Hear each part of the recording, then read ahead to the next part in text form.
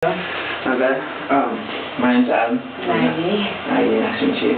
So, I understand you fell on your wrist at cross-country practice the other Yeah, day? last night I fell and landed on a rock and I caught myself. Okay.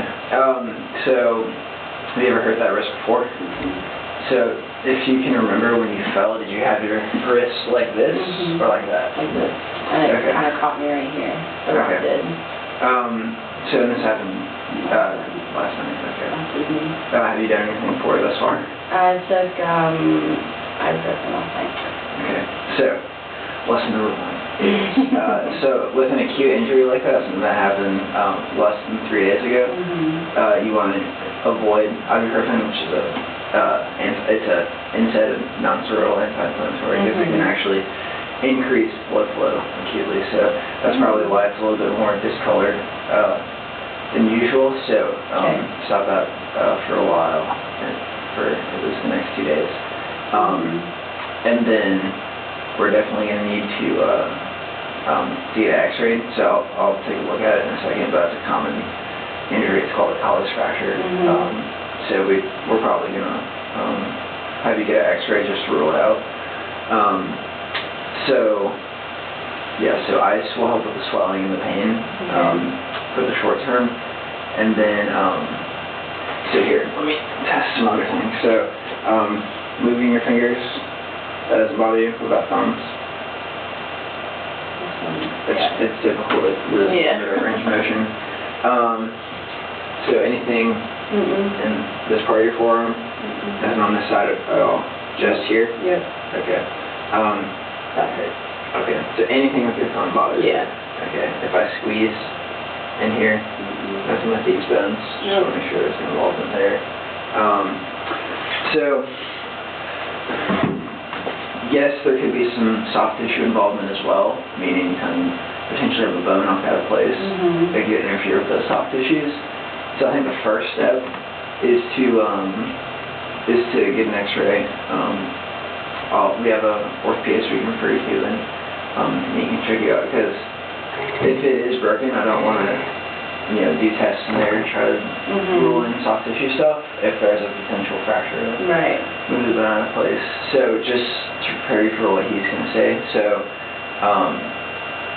depending on the angulation and how much it's displaced, he's either going to cast it and just immobilize and let it heal on its own, or if it's too out of place, I'll have to go in and put some plates and screws in, which sounds extreme, but it's not a huge surgery.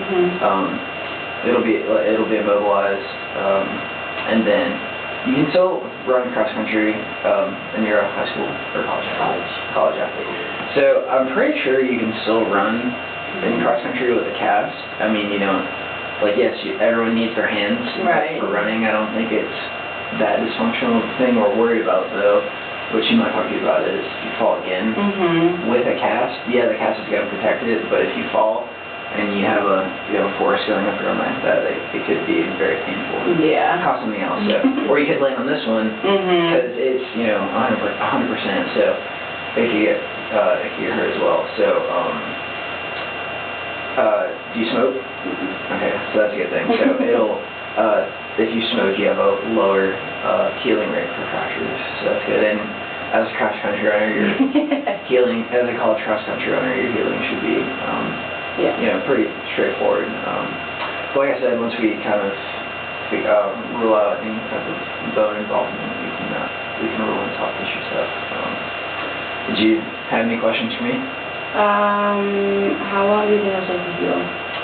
Usually fractures take 6 to 8 weeks to heal, and then we'll go into like a rehab strengthening program. So that shouldn't affect your running as much. So if the doctor decides to not let you run with it, and honestly that's kind of like a choice for you and the coach and myself to kind of sit down and talk about, because you can run without it, but it's like if you had a knee surgery, but nothing was delicate, they just kind of cleaned it up.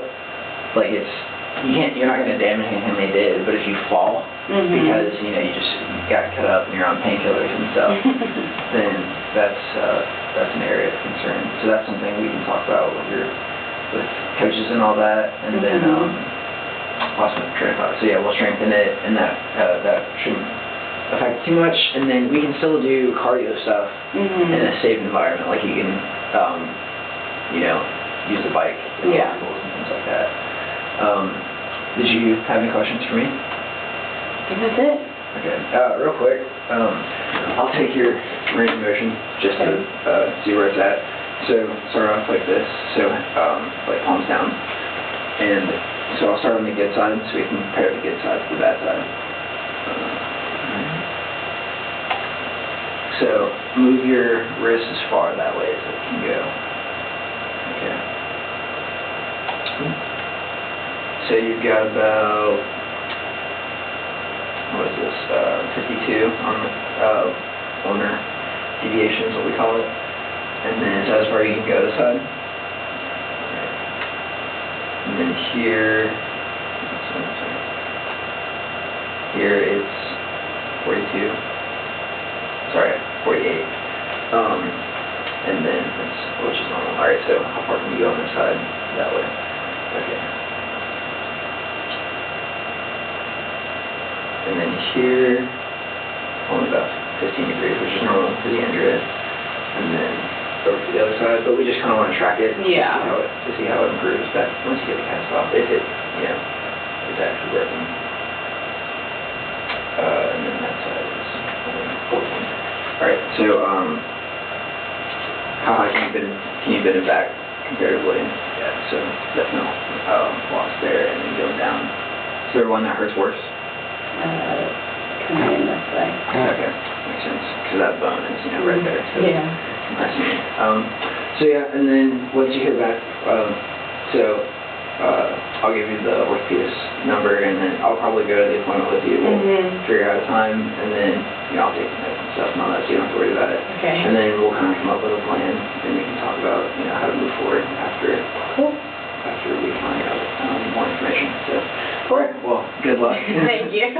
Take care. See ya.